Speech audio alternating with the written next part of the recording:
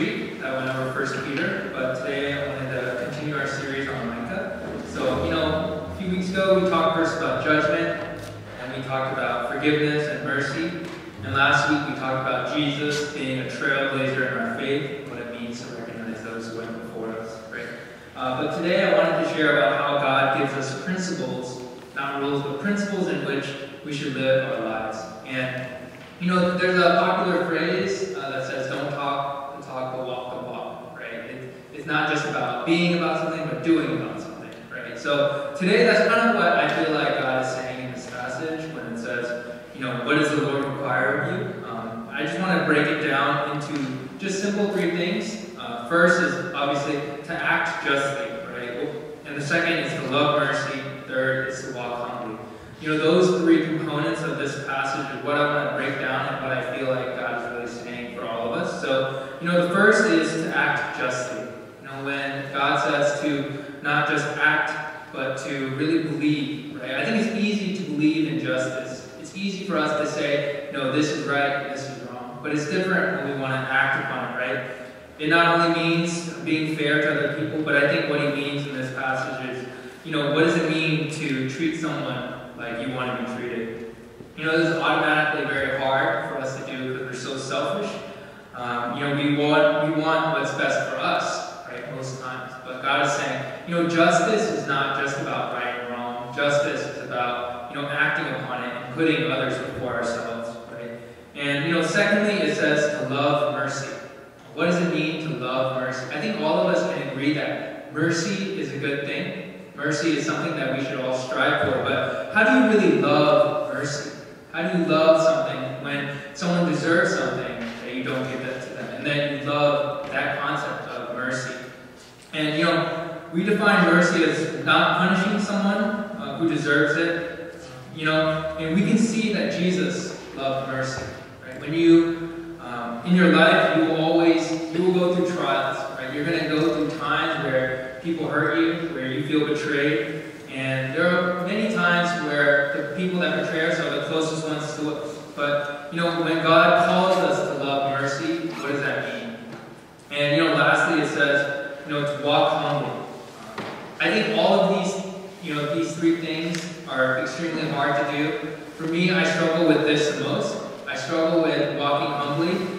If you guys have ever seen me on a basketball court, it's extremely hard to walk humbly. I know for the retreat, we played a little bit of basketball, and I can say that I did not walk humbly, right? But what does it mean to walk humbly? I think it means to, see yourself in true humility, to see yourself with all your flaws and all your strengths, and to see how God sees us, right?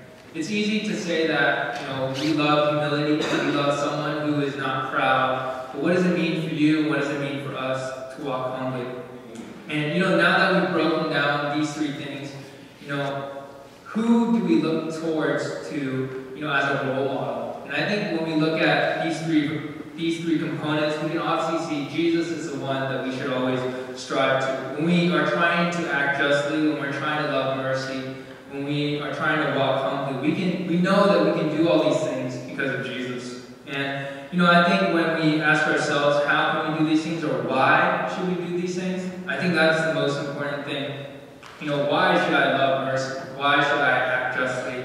And why should I walk humbly? What is the reason for all these things? And, I believe that, this passage is not just for, us individually, but, we should do all these things because every single component of this verse impacts someone else. It's never just for us. It's for someone else. When we act with justice, it's for someone else. When we love mercy, it's for someone else. And when we walk humbly, it's never just for us, but it's for the people around us. And, when we look at this verse, who are the people in your life that you can really show this to? And I think when we show these things to other people, we show a picture of who Jesus is in our lives. And, I think we struggle with, sometimes we may struggle with all of them. Sometimes we may struggle with only one of them in different parts. But, we're here as family worship. And I think that's a real key of family worship, is us being all together. We're not in each other's silos. We're not kind of like we're in each other's face, right? We can see each other. We can really see just the flaws and strengths that we all have, right? But I think, when we are part of something bigger, and we're a part of a greater church, that's when these three things is something that we should do. And, I think it deals with community. It challenges us to be more like Christ, and it challenges us to really figure out what our happiness and our joy comes from. Because I believe that when we do these three things, that's when we find our joy in Jesus Christ. Right? Because God knows that our joy doesn't come from self-indulgence. Our joy and happiness doesn't come from just things that we selfishly want. It may give us temporary joy, it may give us temporary happiness, but I believe that God knows what gives us true joy and happiness is sacrificing for other people.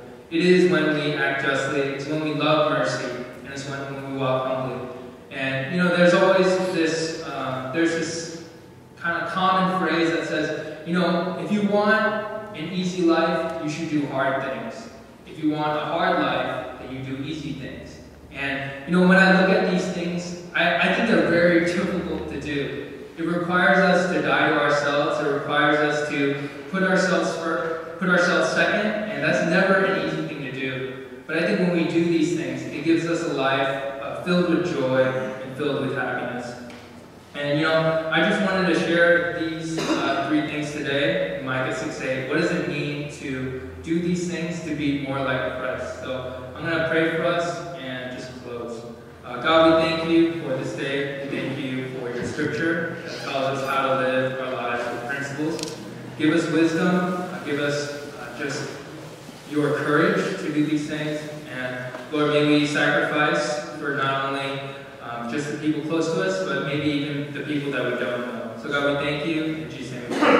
Amen. 우리 전도사님이 2월 첫 주일을 맞이하면서 하나님이 우리에게 원하시는 것 미가서 6장 8절 하나님이 우리에게 원하시는 것 세 가지가 있다. 하나는 공의를 행하며 인자를 사랑하며 또 겸손히 하나님과 동행하는 것이 아니냐 이렇게 말씀하셨습니다.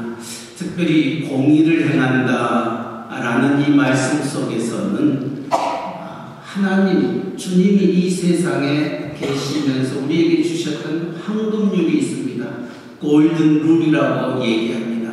골든 룰이라는 것은 네가 이런 대접을 받고자 하는 자들마다 너는 이렇게 대접하라. 이것이 골든 룰입니다. 공의를 행한다. 이것은 내 자신을 얘기하는 것이 아니라 상대방에게 네가 받고자 하는 대로 대접할 때에 하나님께서는 우리에게 진정한 우리가 원하는 것들을 하나님이 이루어 주신다 말씀하고 있습니다. 또 인자를 사랑한다. 긍휼히 여기는 마음입니다. 우리가 하나님 앞에서 이 세상을 살아갈 때에 정말 베푸는 자, 긍휼히 여기는 자, 남을 귀하게 여기는 자, 이것을 하나님이 우리에게 원하시고 계신다. 많은 사람들이 우리를 필요로 하고 있습니다. 그러나 그 필요한 자들을 외면하는 것이 아니라 그 사람의 장점도 있고 단점도 있지만은 그들에게 그 연약함을 돌보는 것, 이것이 인자를 사랑한다, 긍휼히 여긴다 말씀합니다. 마지막으로 겸손히 하나님과 동행하는 것이 아니냐. 하나님이 우리에게 원하는 것은 언제나 겸손입니다. 남을 나보다 낮게 여기고 우리가 겸손히 그 사람을 섬길 때에 하나님은 우리를 더 높이 쓰신다 말씀하고 있습니다. 주님도 하나님이심에도 불구하고 그가 인간의 몸으로 낮아지셨습니다. 그랬을 때 하나님이 그를 다시 높이셨습니다.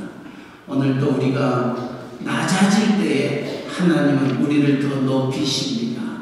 우리가 한 공동체를 이루어 나아가면서 우리 전도사님이 얘기하고 싶었던 가장 큰 메시지는 내 자신만을 위해서 살지 말고 커뮤니티, 이 공동체, 이 패밀리 워십을 우리가 하는 이유는 나 잘 되는 것이 아니라 우리의 가정이 잘 되고 우리 교회가 잘 되기를 누구보다도 원하여 이 말씀을 택하여서 우리에게 주셨습니다.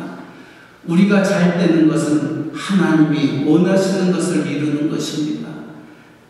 내가 남에게 대접받고자 하는 대로 남을 대접할 때에, 공의를 행할 때에 거기에 하나님의 귀한 축복이 있고, 또 남의 연약함을 돌보며 나눌 때에, 인자를 사랑하는 마음이 있을 때에 우리의 가정이 화목하게 되고, 우리의 교회가 화목하게 되고, 우리의 공동체가 화목하게 된다. 또 겸손하게 나보다 남을 더 낮게 여길 때에 우리의 가정이 축복받는 가정임을 말씀하고 있습니다. 이 말씀 기억하면서 우리의 가정이, 또 우리의 교회가 하나님이 원하시는 그 뜻을 이룰 수 있는 복된 귀한 가정 또 교회 되기를 주님의 이름으로 간절히 축원합니다. 아멘.